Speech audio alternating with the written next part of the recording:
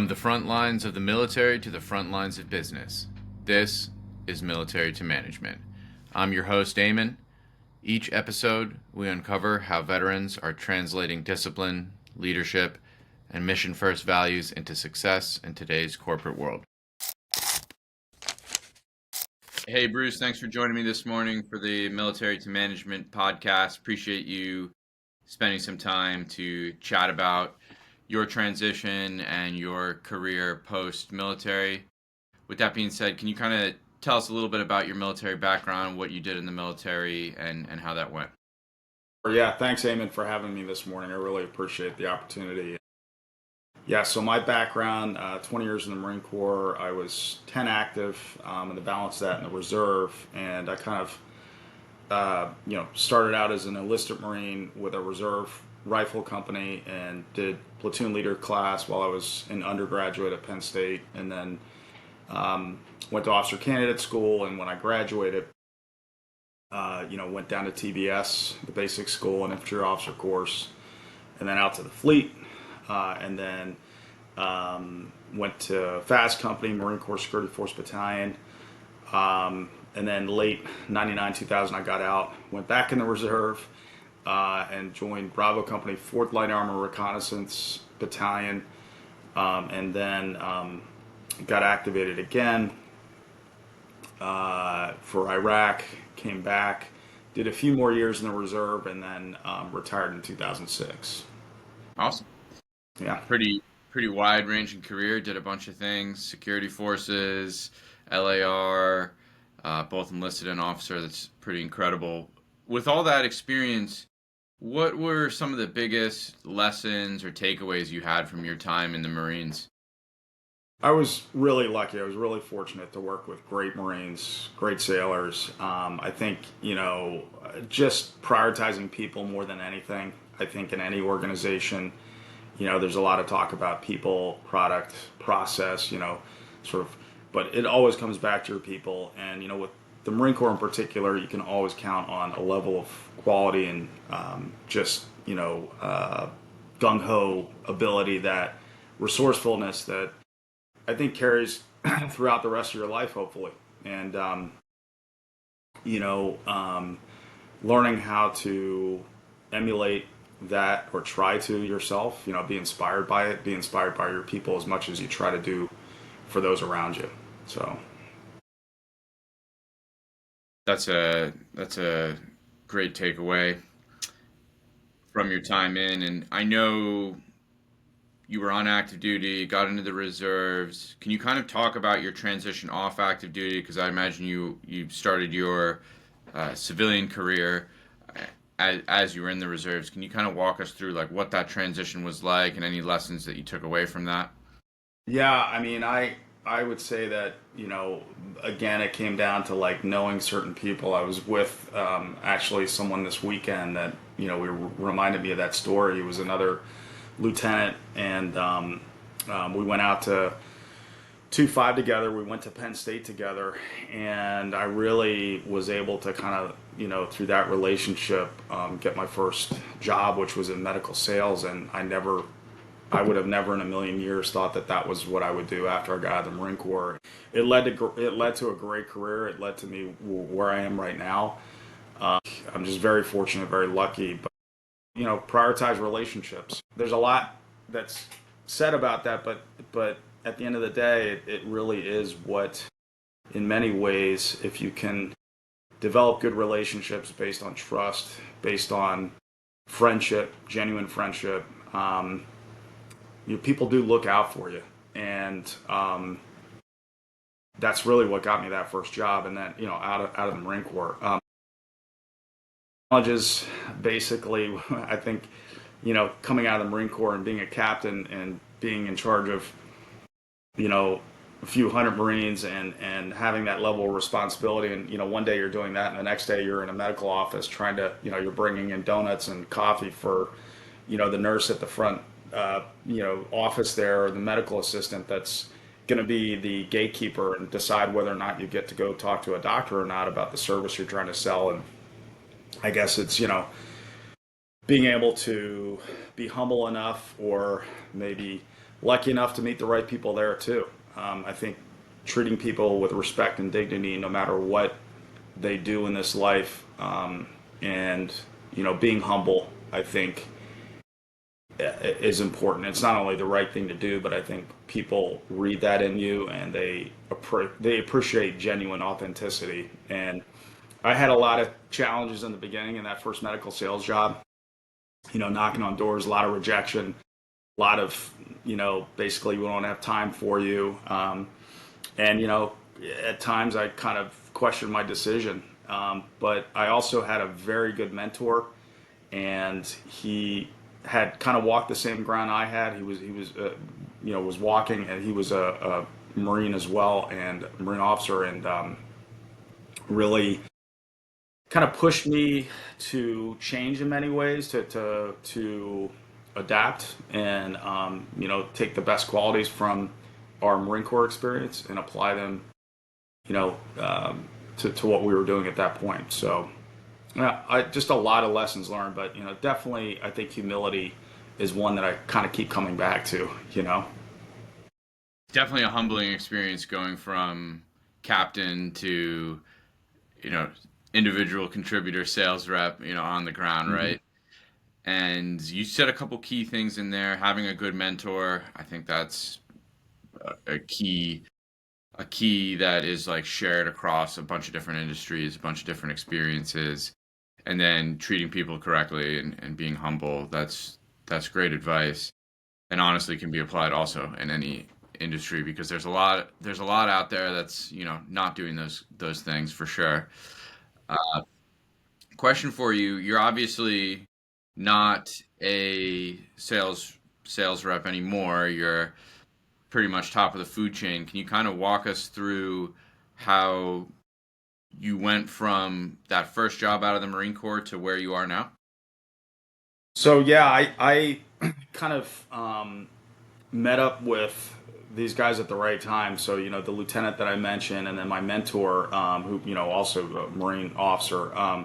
They were part of a growing industry and in the medical laboratory diagnostic business, and you know I think it was a combination of just our approach, hard work, some luck, some good fortune, and we kind of built the company we were in to a point that it was able to be acquired. And when that happened, we all kind of went our different ways, but stayed within the industry. And even in some cases, we were competing against each other, and but it was always a friendly rivalry, and we were always helping each other out.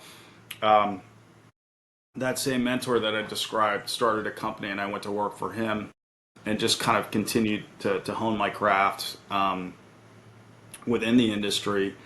And then that company was sold. So we have a lot of in the laboratory industry. There's a lot of consolidation, acquisition activity, M&A type activity. So throughout that process, I kind of developed my tactical and technical expertise, and I guess made a name for myself enough so that I got started to attract some attention from um, private equity and headhunters and what have you, and eventually got into a VP of sales role. So I quickly moved from technical sales rep into regional sales management, into VP of sales, and at one point along the way, the current company that I'm at, the owner of the company said, in addition to sales, Bruce, I kind of see you as a future leader, executive of the company. Would you be interested in being an operator as well, and running the entire operation? And so I said, of course. It's like any good Marine. You always want to be trying to learn. Two billets up, right? And so that opportunity came along, and I got promoted to the current role of chief operating officer 3 years ago now, a little over 3 years ago now. So now I get to work with all the wonderful folks in my industry that, while I was working side by side more, in the commercial part of our business, now I get to see what they do every single day, and it's awe-inspiring. It's very humbling. They really are what makes the company tick. makes our industry tick, and it's just a great learning experience for me as well. Incredible. Sales leadership all the way to chief operating officer. Great story. What's a day in the life like for you now as the COO, or what's a week like for you as the COO? So we're engaged in a lot of projects, really future planning, but also executing so that we're ready for the next 6 to 12 months of business growth, that's out there, right? So I'm still fighting the battles like 2 or 3 battles out, right? It's just like running a battalion, I didn't run a division, but I was an S3 Alpha at one point somewhere in my career there, and you're always future planning, but you're also executing on the plans that you built 6 months ago. And so that's what I do every day. Most of what I do is strategic. I do get down to the tactical level too, because I have to know that. I mean, I can go to a laboratory right now and say, hey, sit me in front of the computer and show me this data entry that you have to do every day. And I've done that recently, so I understand what our accessioners, they're the folks that when the laboratory specimens come in the door, how they have to figure out how to get that into our system correctly, accurately, high level of quality, because it's critical to our overall delivery of that service back to our client. I'm not a technical laboratorian, so I don't know how to, run medical tests, but I talk with our doctors, our PhDs, our medical technologists every day, and learn just enough to be dangerous, I guess, so that I can support them. That's really what I have to do. Again, just so many examples from the Marine Corps you think back on. You weren't, as a platoon commander, company commander, you weren't expected to get behind that M240 Golf and fire it yourself, because if you did, there was a major problem at that point, right?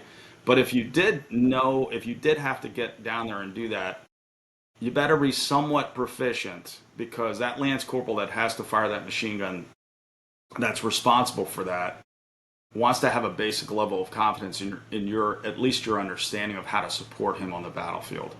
And so that's a lot of what I do every day too, is just interact with our laboratorians and make sure that they have the support that they need. And I have to know just some basics of what they do. I certainly don't know, certainly not for what the PhDs and the doctors do. I'm nowhere, I can't even, I'm nowhere near what they can do, obviously. That's such a great point, and really well said how you weave that into the military experience. You need to have a baseline knowledge to be able to understand how to put them in the best position to succeed, essentially. Yeah, So absolutely. that's great. What are what are some of the major shifts that you're seeing in your industry right now? I'm sure, like with technology changing, there's probably a bunch of different things. Just kind of, can you walk us a little bit through that? Yeah, I actually had put together some notes on that, so I want to kind of refer to the notes when I do this. But I would say the first one is what we call DTC, or direct to consumer. And so direct to consumer is basically, historically, what you have is you have a physician that provides the order of the test. So patient goes in, and they're being seen by the doctor, and a test is ordered, and that's usually through the physician. DTC is where a patient can go online now, and you're already seeing some of this, and can order directly for themselves, with physician consent. And so, a lot of this, for example, during COVID came about where instead of having to leave your house, you could have it delivered, have the kit delivered, the test kit delivered to your residence, sample, do a self sample, and return that back to the laboratory. So that's going to be a big growing part of our industry. And the other big part, I would say, is the evolution of managed care, healthcare insurance. While it impacts the entire healthcare system, it particularly impacts our laboratory industry. So there's this tremendous artificial consolidation of healthcare financing in general in the U.S., and it's led to being more control, being sort of financial artificial control amongst what really is an oligopoly when it comes to managed care. And so I think it has created some efficiencies, but I think it's also kind of enabled an imbalance of financial leverage and soaring healthcare costs. And so I think in the lab space in particular, you've seen where it's made it very difficult for innovation, for choice, patients being able to, and doctors being able to refer to the laboratories that they want, that provide the type of service, turnaround time, level of quality that they're really looking for. And so I think we're going to start to see changes in that. Hopefully, we like to be part. I've always been in sort of the smaller part of the laboratory industry, and so while we might not have the resources necessarily of a very large lab company, we feel like we're more nimble and we're more attentive to our clients' needs, and we're more philosophically, culturally, positioned to be able to advance the healthcare system, the healthcare quality in general. And so that brings a third point, which is new technology. I think there's new technology every day in diagnostic medicine. There's new technology every day in healthcare, but in diagnostic medicine, they're making a lot of rapid advances despite all these obstacles. And COVID really shined a spotlight on how important it is to access accurate and efficient diagnostic testing and results. And it's had a ripple effect of expectation, I think, for consumers and society at large at how important that is. And so now, you're seeing growing interest in sort of finding not just COVID, but disease in general at its earliest stages and developing pathways where you can provide precision or preventative medicine. And so, this typical or traditional one size fits all approach to medicine and diagnostic medicine, the laboratory industry in particular, it's going to start to give way as this new technology comes to the fold and really does start to make an impact. So we're excited about that for sure. Super interesting. Direct to consumer, financial consolidation, and then new technology. How are these trends affecting your business right now, or how do you see them playing a part in the next 6 to 12 months? So all three we feel like favor, and again, I'm biased. I'm in the small part of the laboratory industry, but we feel like they favor the smaller, more nimble laboratories that are not only willing to do that, but they have to do that in order to survive. So, your larger incumbents are going to provide the level of service, are going to provide the level of, care that they've always done. And without a push, they don't really have to do a whole lot. It's just the way that managed care is set up. And, hey, my plan says I have to go to this laboratory, right? So these three things: direct to consumer testing, managed care, changes, right, that allow for greater access, and then the evolving technology. We feel all favor maybe not necessarily smaller, but certainly more nimble organizations that are willing to not only adapt but take those and thrive with those and sort of start to disrupt the industry the way it really needs to be disrupted. Nice. Do you have any like key metrics or KPIs that you're tracking, like as far as like the growth of your business, or like what are you Yeah, focusing on there? Yeah. yeah. So like basically, we tend to in the laboratory industry from a day-to-day standpoint, at least from our section of the laboratory industry, turnaround time is super important.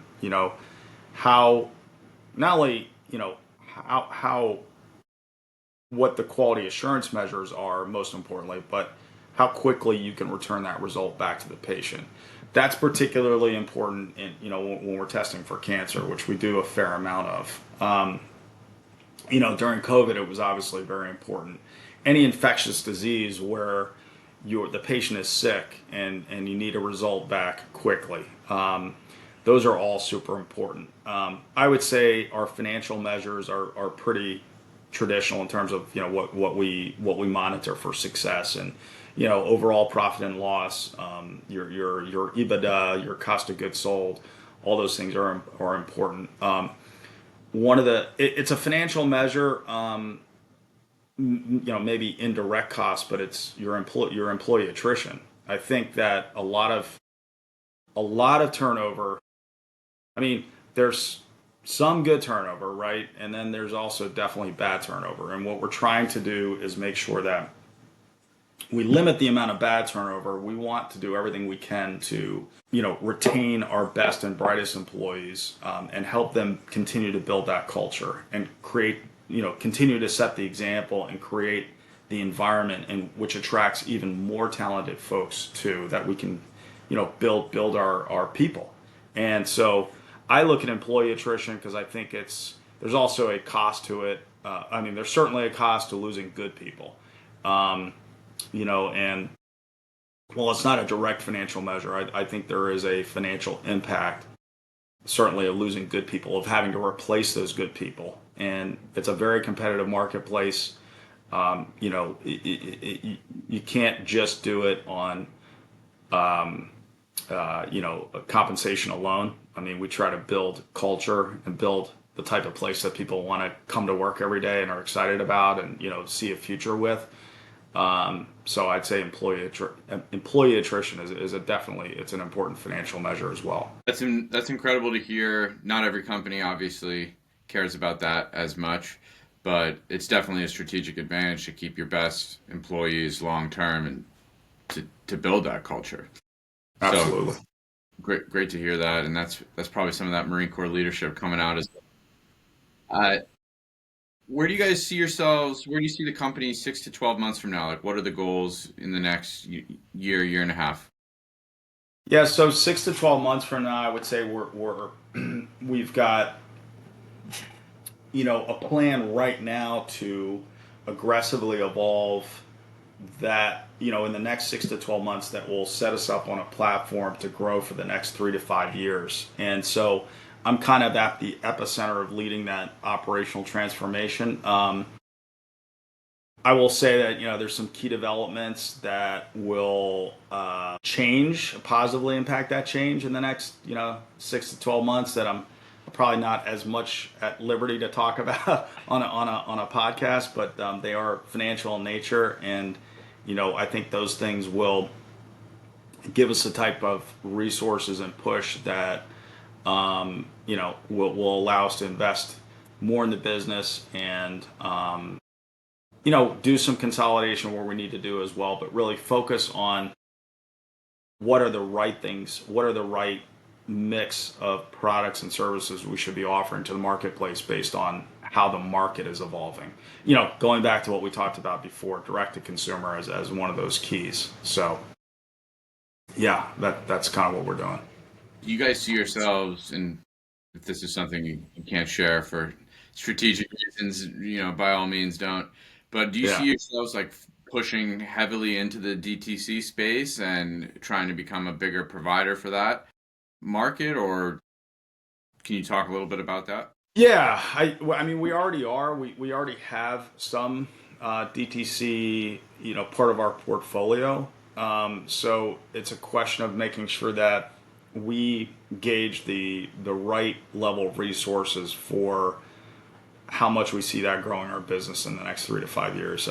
You know, not to maybe to give percentages, simple percentages. Is it 20% of our operational capital outlay, or is it 30%? I'm not really sure, but a lot of it isn't just capital outlay. It's innovating the right delivery of that type of service, and I think that's a big piece of it too, because it's B2C, and a lot of what we do is really more B2B. And so it's figuring those things out, that will make these products and services as successful as they can be.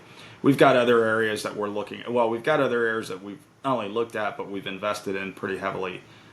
Digital pathology is another. that I could talk about at length. I don't want to bore all your listeners, but it's pretty exciting stuff. So traditionally, pathology, cancer diagnosis is done by a glass slide. So we prepare technically tissue that's been taken from the human body, and we go through a process where the end result, the end product, is this glass slide. That's what goes under the microscope lens, and the pathologist, the specially trained doctor, looks at to determine whether it's cancer or not. All that's being digitized.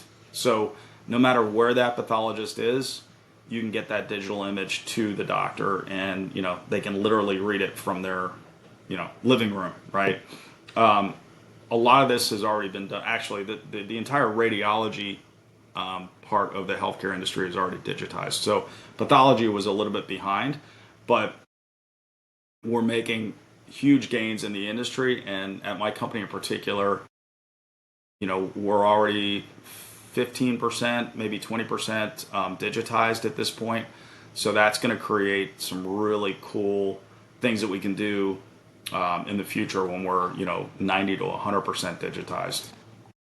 Not only in terms of where the pathologist can read it, but the different types of applications we can use that will help with the diagnostics. AI, for an example, that's a huge part of this. You can imagine that what a pathologist does is largely a system of rule outs. So it's not this, it's not this, it's not this, so it has to be this, right? Pathology, and it some pathologists are a little bit concerned about it, but they don't need to be. There are certain methodologies that can be machine learned, and at that point it becomes more of an aid, not a replacement, but an aid to the pathologist in doing his or her job. And part of the problem with pathology right now is a supply and demand problem. We have so many less pathologists in this country than we need, and really around the world. And a growing population, especially here in the U.S. with the silver tsunami, right, that has need for good quality pathology, but a shrinking labor pool of pathologists, qualified pathologists, to read or to diagnose those cases. So if there's something like AI that can help with that, why not? So there's some really, really cool stuff we're going to be doing in digital pathology as well. Amazing. I love hearing about AI enhancing people's, skill sets, vice replacing people. Yes. And you said something interesting, like the digitization of the healthcare industry. I remember in grad school, we had this chart, and there's two industries that were like at the bottom of digitization, and it is healthcare and legal. And I happen to be in the legal industry, so that's why I remember that. Yeah. That's so that hit home with me personally. Thank you for sharing. Yeah, absolutely. If you had a magic wand to fix like any problem right now, what would it be? I would say, from a company standpoint, the good thing about working for a small company is I work for a small company. The bad thing about working for a small company is I work for a small company, right? And we're always going to be a little bit more resource constrained than some of our larger competitors. I would love to have more resources. I would love to have the ability to do so many more things than we can do. But just like we learned from the Marine Corps, Eamon, you do more with less, and that's philosophically how this company works too. And we get a lot of things done. We're very powerful for what we have the resources to do. But you always want more ammo. You always want more dry powder. Because there's so many so many opportunities you see you can address. First and foremost, it starts with great patient care. And if you can positively impact a patient and their family in a way that's meaningful for them, you want to try to do that. And I'm not a doctor, I'm not a healthcare professional, but it is a very gratifying feeling to know that we do help a lot of patients every day. And the more you help, the more you want to help, and the more good things you do in terms of that, the more good you want to do. So, of course, that leads to good business too, if you do it right. And so I'd say, yeah, resources. That would be what I want. Well said. So we talked a bunch about your transition. We talked about what you're doing now, and to kind of like fold everything in together. You know, to be the COO of your company and to be, you know, tangling with the big boys, so to speak. What was it from your military service that was there anything key from your military service that prepared you to be in this spot today, or anything that you can think of that from your military service that you still are utilizing on a daily basis? Yeah, I think, you had asked about decision making, and I think that's, you know, at least when we were preparing for the podcast, you had asked about decision making. And I think that, you know, being a Marine officer in particular, you're sort of expected to do a lot of things with very very little resources, right? And do them on time or before they're done. Just you're kind of stressed very early on, whether it's TBS or your MOS school after, or your first command, even as a platoon commander. There's a lot of expectation out of you, and there's not a lot of time to do it, and there's never enough resources to do it. So you have to make decisions every day, or every minute, every hour, that will positively contribute towards mission success, and taking care of your people at the same time in parallel. So I think for me personally, what's helped me a lot in my sales career, and then in the operational, moving into the operational world, is just being able to try to do everything I can to make good decisions every day. I don't always make them. I don't always make great decisions every day, but I try to make good decisions with the available intel, and try to try to positively impact those around me, and motivate them to kind of do the same thing. And that's what's really helped. It's just that Marine Corps ethos. Commander's intent, mission orders. I still talk. I actually joked with my VPs the other day about SMEAC. I ran them through what SMEAC means, and they were just like, "This is the greatest thing ever. Why don't we use this?" And so we've instituted a little bit of that. You know, and one joke aside, one very quick joke, but why don't more people use the phonetic alphabet? I don't get it. Like, you get on a call now with customer service from company XYZ, and A is for Apple and B is for boy. I'm like, no, Read. no, no, no. Here, let me teach you the phonetic alphabet. Anyway, so yeah, the military training, and I think the military philosophy, the Marine Corps philosophy in particular, has really helped with my overall decision making, and and getting those around me to kind of learn how to do that too. I think learn how to do more with less. Come to your boss with an 80 or 90% solution, as opposed to bringing a 20% solution and then saying, plus I got all these problems that I need you to fix. And when you're training someone, when you're mentoring someone, certainly in the beginning, you expect that, right? That, hey, they don't have the capacity or the resources or the training necessarily to fill in that other 60 to 70%.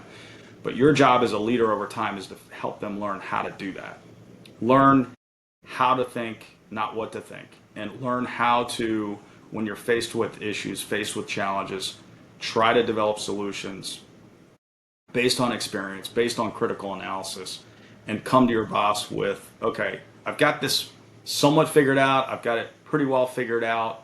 I just need you to help me, push it over the finish line. What do you think, right? And so that's I think the Marine Corps teaches you that for sure. Amazing. Great advice. Any tactical advice for people getting out of the military or recently who got out who want to have a career like yours? Yeah, I would say, you know, definitely keep close with all of your peers. Keep close with your boss. Even if they stay in the Marine Corps, you're really extending your ability to be successful by having great people around you that you trust and that you want to see be just as successful as you hope to be as well. Be a resource for them. I think the other thing is, don't have a fixed vision of what you're going to do for a career. I think there may be some very specific cases with some real, specialized training that obviously it makes sense to sort of pursue a very specific career. But you may likely do something that you didn't expect to do at all. And that's what happened to me. And so I can only kind of think about, my own experience and, that and, just planning ahead and giving yourself enough of a runway and time to make that successful transition. So yeah, now that's what I would offer as far as advice. Great advice. Thanks, Bruce. Anything you want to, if anybody wants to look you up or your company, if they're interested in your company, where should they find you? So the best way to find me, I'd say, is just my email, which is brucebell123.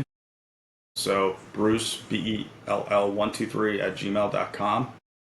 And you can find me on LinkedIn as well. Happy to talk with anybody, especially all our veterans out there, or any currently serving military members, active reserve, whatever. Happy to talk with any one of you about how to make this transition. Appreciate that, Bruce. Thank you for your time this morning, and that was a great, some great words of wisdom that you shared, and just thank you and appreciate your time. And I appreciate your time, Eamon. This was really exciting for me, fun for me. First podcast I've ever done. So thanks for bearing with me, and thanks to the audience out there as well. And I really appreciate the opportunity. Thank you to our guest for sharing their journey from the military to corporate leadership. We'll be back soon with more stories of veterans proving that success doesn't end with a uniform. It begins a new mission. This is Military to Management with your host, Eamon.